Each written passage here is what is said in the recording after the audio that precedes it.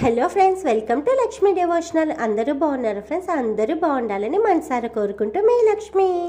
నిత్యం దైవ దర్శనం శుభప్రదం, అలాగే శుభశకునం అండి మనకి.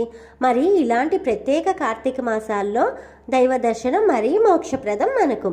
మనం శివాలయాలు వెళ్ళినప్పుడు శివయ్య నిటారుగా లింగ రూపంలో దర్శనమిస్తుంటారు, అవును కదండి.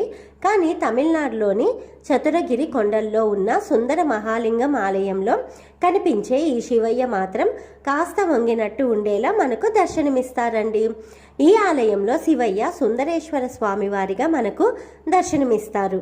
పేరుకు తగ్గట్టు ఎంత కలగా ఉన్నారు శివయ్య చూడండి. స్వయంగా వెలసి భక్తులకు తన కటాక్షాలు ఇస్తూ సిద్ధులకు తమ ధ్యాన విద్యలో ప్రశాంతతను కలిగిస్తూ ఈ ఆలయం సిద్ధికొండగా కూడా పేరు పొందిందండి. అలాగే ఇక్కడ స్వామివారిని మనసారా స్మరిస్తే ఖచ్చితంగా వారి కోరికలను కూడా తీరుస్తారనమాట. మనం ఆలయాలకు వెళ్ళాలి అనుకుంటాం, కనులారా ఆ దేవుళ్ళను దర్శించాలి అనుకుంటాం. అందులోనూ ప్రత్యేక మాసాల్లో రోజుల్లో మరీ ఆ దైవ సన్నిధికి వెళ్ళి స్వామిని శరణు వేడాలి అని అనుకుంటూ మనసు తపిస్తుంది కదండి.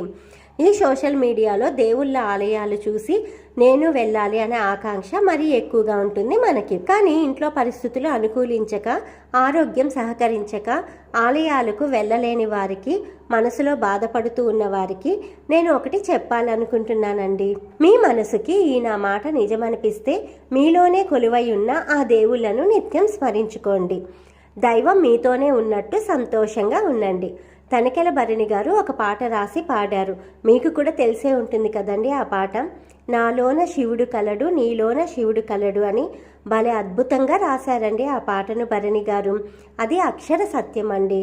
మన దేహమే ఆలయం, మన మనసే దీపారాధన, మన భక్తే నైవేద్యం, మన ఆలోచనే ఆలయ ప్రదక్షిణ, మన ప్రవర్తనే చేరెను దైవ సన్నిధి.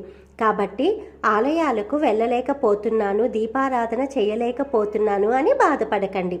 భక్తి భావంతో ఇంట్లోనే దేవునికి దీపారాధన చేసుకొని మనసారా స్మరించండి. ఆ దైవానుగ్రహం మీకు, మీ కుటుంబంలో అందరికీ ఉంటుంది. మీరు కోరుకుంటున్నట్టుగా, నేను కోరుకుంటున్నట్టుగా ఆ దైవ దర్శనం అతి శీఘ్రంగా మీకు, నాకు కలగాలని మీరు కనులారా, నేను కనులారా ఆ దైవ దర్శనం చేసుకొని మనసారా నవ్వుతూ సంతోషంగా మీరందరూ ఉండాలని మనసారా కోరుకుంటూ మీ లక్ష్మి.